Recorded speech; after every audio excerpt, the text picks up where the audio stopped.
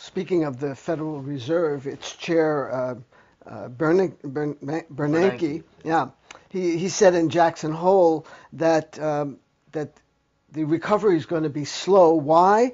Because there are significant drags on the economy. What are those drags on the economy that he's referring to?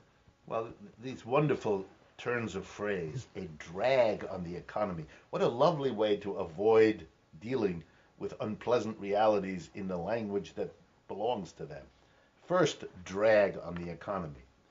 Corporations are looking at the United States, American and foreign corporations, as what is called, to use another wonderful phrase, a mature economy. A mature economy is one that isn't growing quickly like a young one would. And if an economy isn't growing quickly, then it doesn't make a lot of money if you invest in it. Why build up capacity to service an American market that is mature, i.e., isn't growing quickly? It makes no sense. So corporations aren't doing it. They're either deciding to invest elsewhere where the economies are young and growing, think Brazil, Russia, India, China, and so on, or they're waiting until the conditions here are better. What does that mean? Well, it means if your business isn't going to grow, then the only reason to invest is if with a flat output situation, you could still get some economies in terms of your costs, and you could make some money, even if your market wasn't growing. Well, what does that mean? It means if your wage costs come down, if your materials costs come down, in other words, if the economy of the United States keeps being depressed, workers are out of work so long they accept lower and lower wages because they're better than no wages, well, then things might slowly pick up here because it's profitable. What Bernanke, in other words, is saying is private profit as the motive to give people jobs is a big drag on our economy, but he dare not say that. So he uses this language to disguise the fact that in this society, we wait to solve the problems of unemployment, home foreclosure, and everything else until the private capitalist profit motive finds it in its heart to make the investments without which we don't generate jobs, since we don't allow the government to hire people directly. Another way to put it, estimates are now that private corporations are sitting on roughly $2 trillion of cash.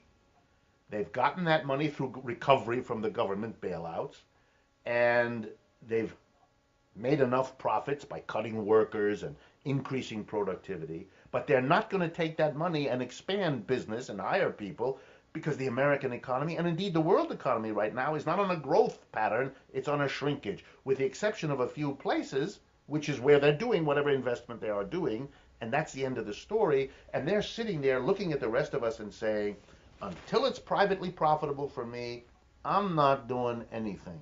And the mere fact that the only reason I have any money with which to think about doing anything is because you bailed me out is the conveniently forgotten subtext. Given the multiple environmental crises and the pounding the planet is taking, is it desirable to even perpetrate traditional notions of economic growth? Is there, you know, can you envision some kind of sustainable development, as it's called? Not under the present system. I mean, when you allow decisions to be made privately by privately funded investor groups whose raison d'etre, whose reason for being is to prove profitable, to prove more profitable than the next one they're competing with.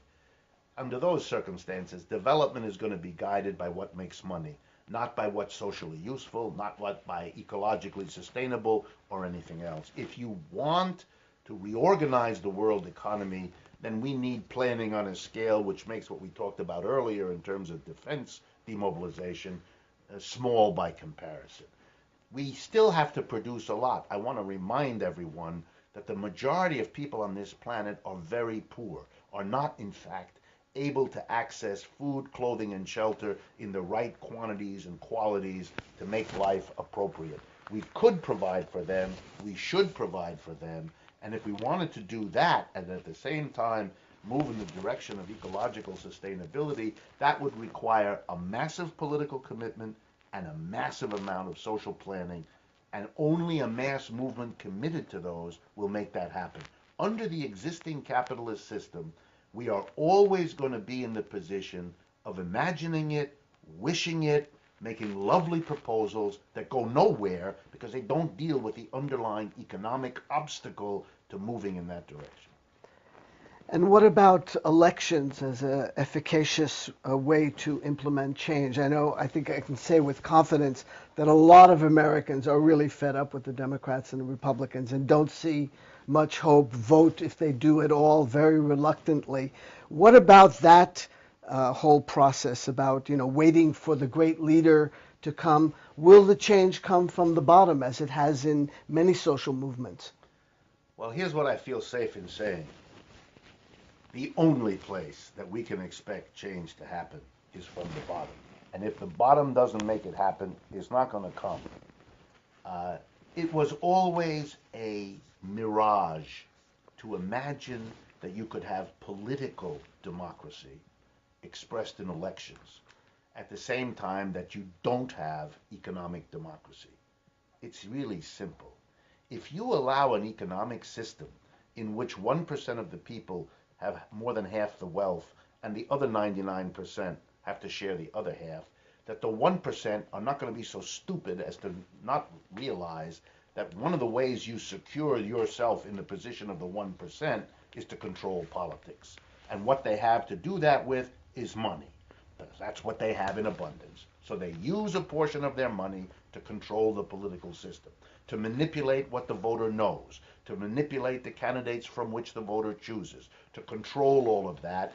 And they have therefore been able to make sure that the political system does not, cannot, will not even conceive of, let alone move in the direction of fundamentally altering a system that puts those 1% at the top.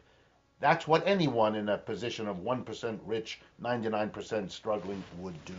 So if we want political democracy to work, to be real rather than simply the formality of elections, then we have to change the economic system. And the basic way to do that is to say we're going to change the organization of production. We're not going to have corporations in which the vast majority of people come to work Monday to Friday, 9 to 5, produce the wealth, and then go home and leave the wealth behind.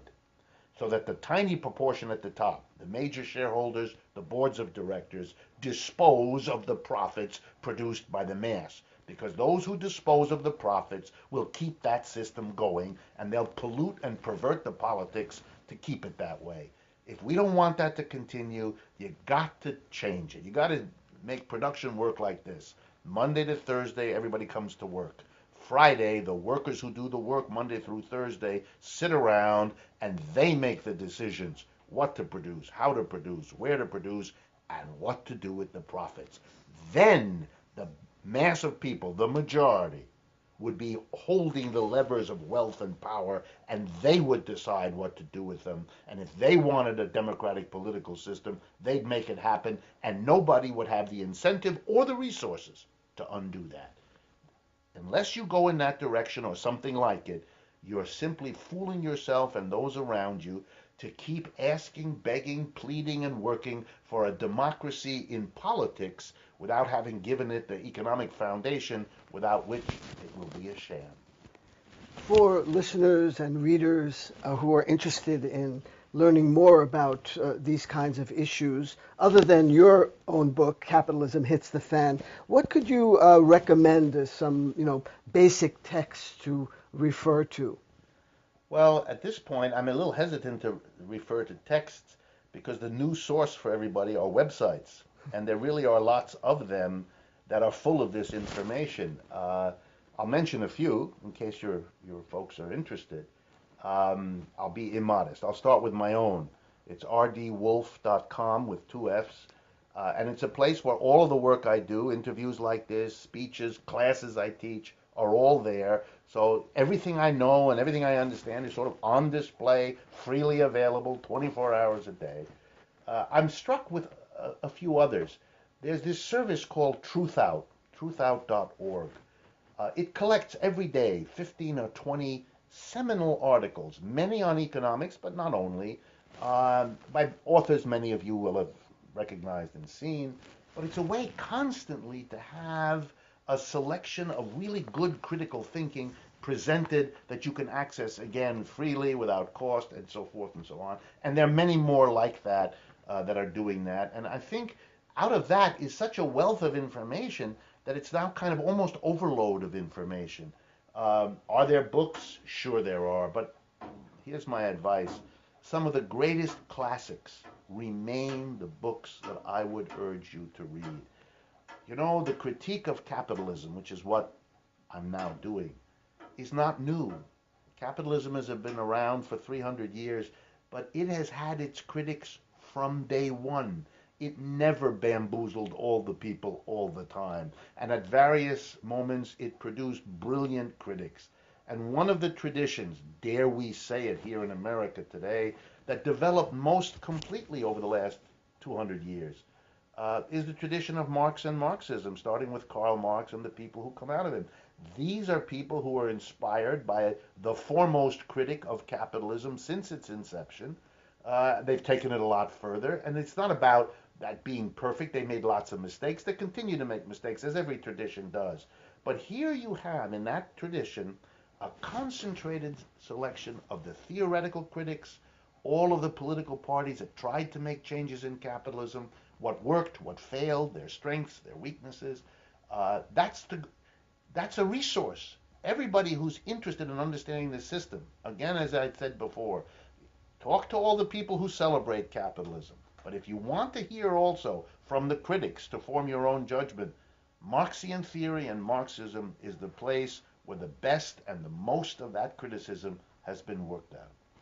What about the business press, such as the Financial Times, the Wall Street Journal, the New York Times business section?